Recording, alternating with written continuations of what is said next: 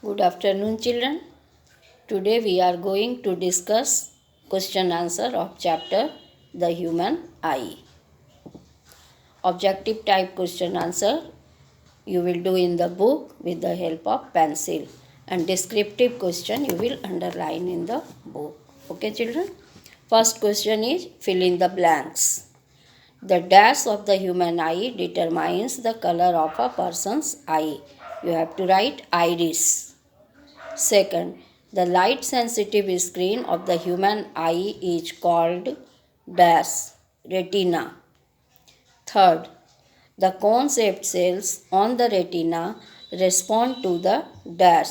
You have to write color vision.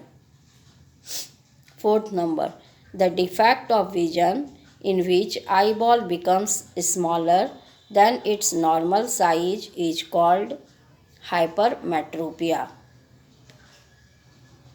Next, 5. A dash lens is used to correct myopia. You have to write concave. Concave lens is used to correct myopia, and a dash lens is used to correct hypermetropia. You have to write convex. Next, question number B. State true or false for the following statements. First, the iris is the muscular assembly and controls the size of the pupil. True. Second, the eye lens forms a virtual, erect, and diminished image of an object on the retina. It is false. Third number, the retina of the human eye has a large number of cone-shaped and rod-shaped cells. The rods can respond even in dim light. It is true. Fourth number, cinematography makes use of the persistence of vision of the human eye. True. 5. For a normal human eye, the range of vision is from 25 cm to infinity. True. 6 number. Myopia is caused due to excessive curvature of the cornea. True. Now, question number C. Tick the correct option. Children, there are 4 options. One option is correct. You have to tick that option. First one is the change in focal length of an eye lens to focus the image of object at varying distances is brought about by the action of pupil, iris, retina, ciliary muscles. You have to tick ciliary muscles. Second, the impression of the image formed on the retina of the human eye remains there for about 1 by 6 second, 1 by 24 second, 1 by 16 second, 1 by 32 second. You have to tick 1 by 16th second. Third, the human eye can focus objects at different distances by adjusting the focal length of the eye lens. This ability of the eye is known as persistence of vision, farsightedness, nearsightedness, power of accommodation. Last option, power of accommodation, is correct. Fourth number, a nearsighted person will face difficulty while reading a book held in hands, a text message on the mobile phone, a street signboard across the street, an email on the computer screen. You have to tick a street signboard across the street. Question number 5. The defect of the human eye in which the eye lens of a person gets progressively cloudy, resulting in blurred vision, is called. First option is nearsightedness, farsightedness, cataract, night blindness. You have to tick cataract. Next, question number 6. The Braille system for visually challenged persons is a first option visual aid, auditory aid, tactual aid, electronic aid. You have to tick tactual aid. Okay. Now, question number D. Answer the following questions in brief. First, name the part of the human eye which acts as a protective layer for the eye. You have to write cornea.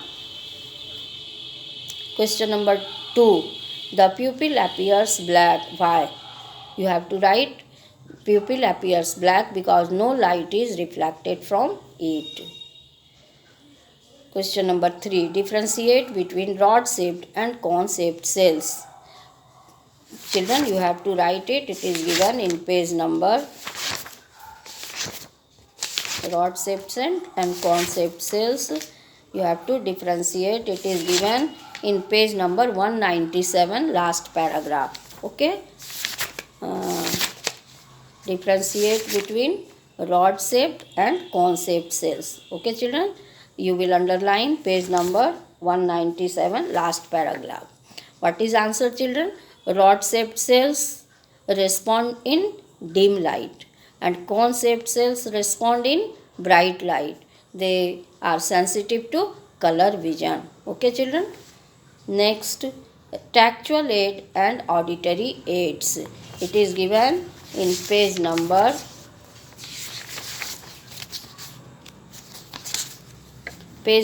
205 in non-optical aid. Children, you know tactual aid is helpful for the visually challenged persons. Visually challenged persons have better sense of touch, so they can read and write by touching.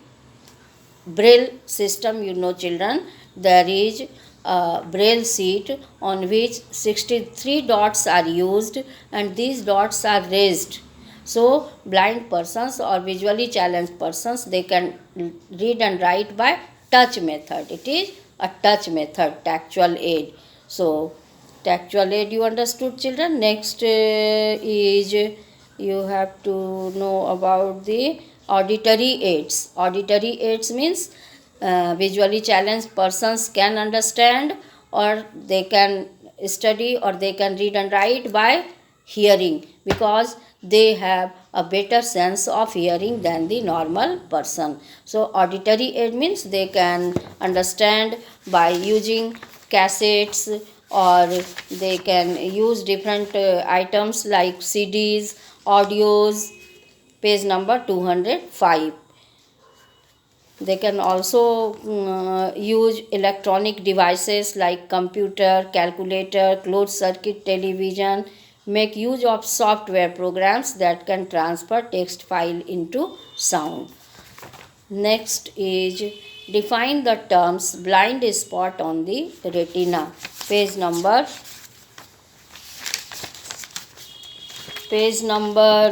199, blind spot is given. Okay, children, at the junction of retina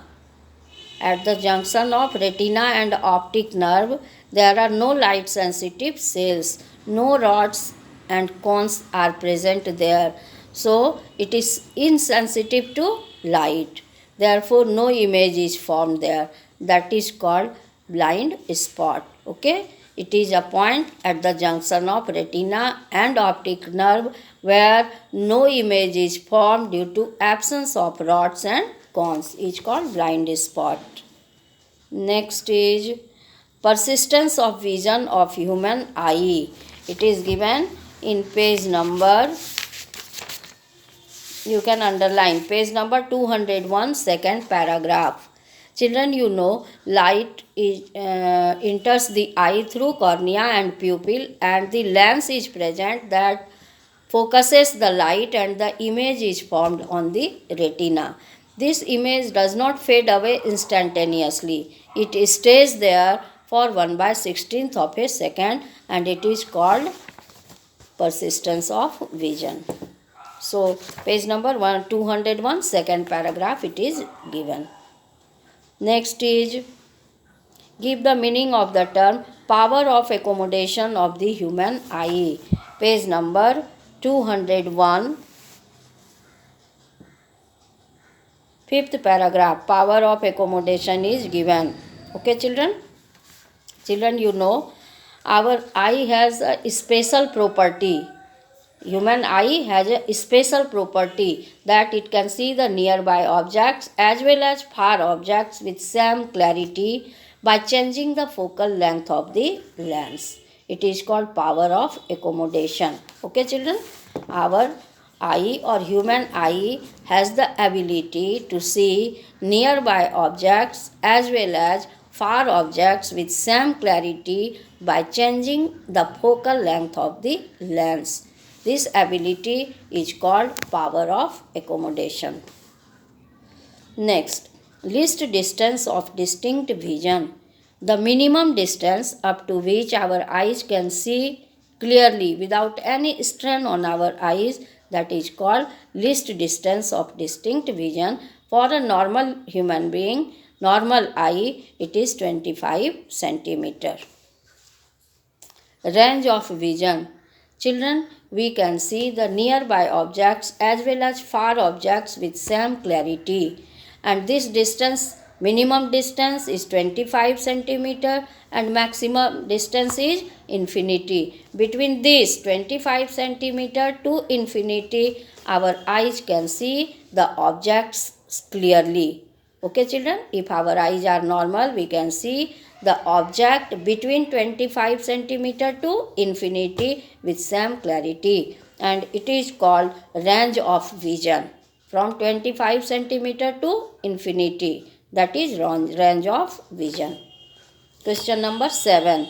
What happens to the image distance in the eye when the distance of the object from the eye increases? Okay, children, if the distance of the object from the eye increases, then the image distance does not increase. It remains constant. Okay, children? Question number 8. When Sahil tried to read a book by keeping it at a distance of 25 centimeter, the text printed appeared to be blurred. Is the image of the text getting formed before the retina or beyond the retina of his eye? Children, you know that if a person cannot read nearby objects clearly, then he is supposed to be suffering from hypermetropia.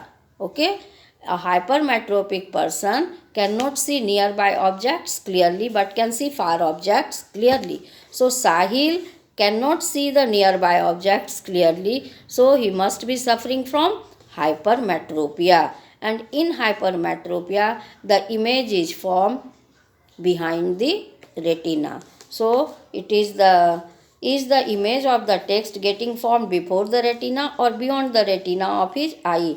You have to write that Sahil is suffering from hypermetropia, so the image is formed beyond the retina of his eye. Next, what conclusion can be drawn about the least distance of distinct vision of Sahil's eye? Least distance of Sahil's eye is less than 25 centimeter. Okay, children? Less than 25 centimeter. It is the least distance of distinct vision for Sahil. Question number 9. A person with a myopic eye cannot see object beyond 1.2 meter distinctly. What can be said about the likely size of his eyeball? State the nature of the corrective lens that is needed to restore his proper vision. Myopic eye. Okay, children, in myopia, what happens? The size of the eyeball is elongated. So, here you will write that the size of the eyeball of the person is elongated because he is suffering from myopia. So, size of eyeball is elongated. Okay. Nature of the corrective lens, you will write concave lens. Which type of lens is required to restore his proper vision? You have to write concave lens is required to restore his proper vision. Okay, children. So, question number D is complete. Now, we will proceed to question number E. Answer the following questions. First one, E1. Draw a leveled sketch of the human eye Explain the function of the following parts of the human eye. Diagram is given. You have to draw the human eye, page number 197. Structure of the human eye. Diagram is there. You will draw it, and then you have to write the function of the following parts. Like first one is cornea. You can write it is a protective layer in the eye. Okay. It acts as a protective layer for the eye. Next is iris. It gives characteristic color to the eye. Then it is pupil. Pupil is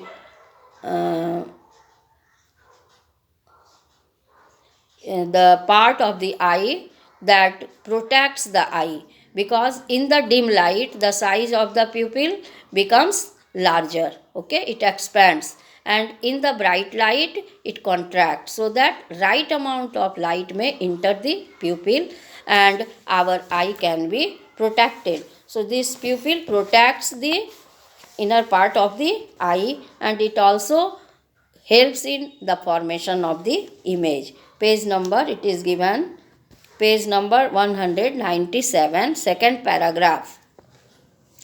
Pupil protects the interior of the eye from excessive brightness, and it also improves the image forming ability. These are the two functions of the pupil. It protects the interior of the eye from excessive brightness, and it also improves the image forming ability. Next is eye lens.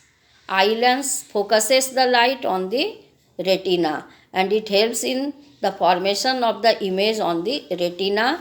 This image is real, inverted and diminished. This image is formed by the lens on the retina. So it is given in page number 197. Okay children.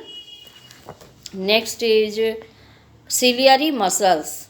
The lens is held at its position by ciliary muscles, and the focal length of the lens can be changed by ciliary muscles. Ciliary muscles help the lens to change its focal length, and the person can see the nearby objects and far objects with same clarity by changing the focal length. Okay children, and this focal length of the lens can be changed with the help of ciliary muscles. So it is given in page number 197. Function of all parts are given. You can write down. Next is retina. Retina is a screen where the image is formed, and light sensitive cells are there, rods and cones. Rods help in vision in dim light, and cone-shaped cells help in vision of color. Okay, so these cone-shaped cells are sensitive to color vision, and rod-shaped cells are sensitive to dim light. Optic nerves. Okay children, you will write optic nerves help to send the electrical signal from the retina to the brain. Okay, optic nerves send electrical signal from retina to brain. It is given in page number 201, first paragraph. Function of optic nerve: it sends electrical signal from retina to brain. Page number 201, first paragraph. It is given.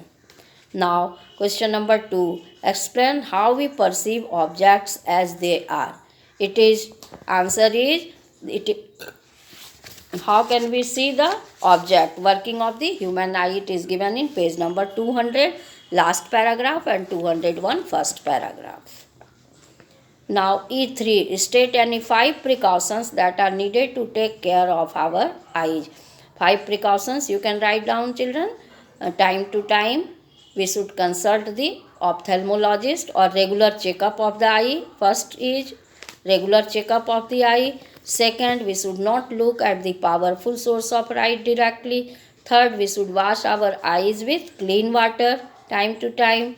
And next, we should know the family history of our family, because some defects of vision are transmitted from parents to offspring, like color blindness. Then we should not read or write or do any work in the dim light. There should have sufficient light in the room. And next, we should take balanced diet and vitamin A rich diet to prevent eye problem like night blindness. Okay, these points are given in page number 204. All the points are given, you can write down.